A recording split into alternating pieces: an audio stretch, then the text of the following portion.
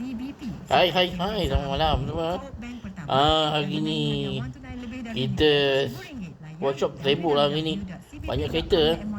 Oh Tuhan. Junior RC hantar. Ni. Apa banyak kereta jabatan beri servis. Antaranya ambulans, kereta polis pun ada. Boringo dalam tu X90 ni apa owner dia servis biasa. Dia boleh ambil lah ni. Letak kat luar. Untuk barang-barang yang dia minat. Macam mana harga pun dia akan habiskan untuk dapatkan barang-barang yang dia suka. Jadi banyak OE pun tu dah siap dah tu. Mana nak letak ni. Banyak penuh kereta ni. Yang ambil dekat stesen minyak boleh letak ada parking lah. Ni ada. Kita punya Land Cruiser ni nak datang nak servis. Biasalah.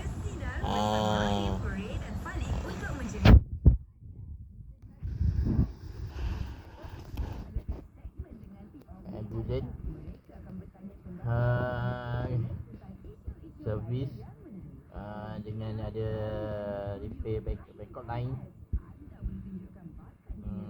Backup line. Lepas tu dia punya stretcher.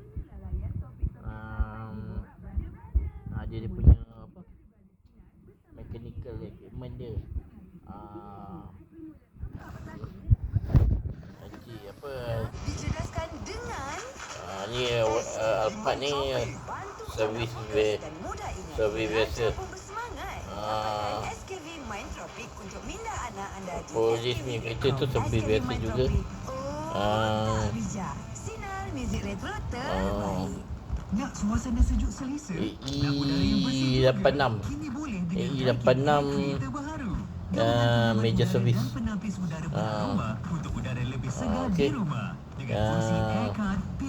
Yang ni owner dia minta cek, dia baru beli. Jadi dia minta cek.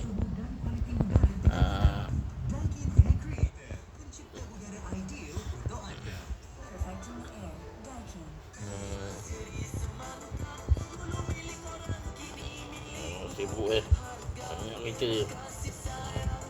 Itu kita punya kedai makan, kedai aku kita dengan stesen minyak biasalah. Sibuk sikit lah ni bas hari ni. Baru hari ni dia ke mana dia ni, ke Kuantan dengan Kuala Ipoh. Balik hari lah. Kuala Ipoh balik hari. Okey.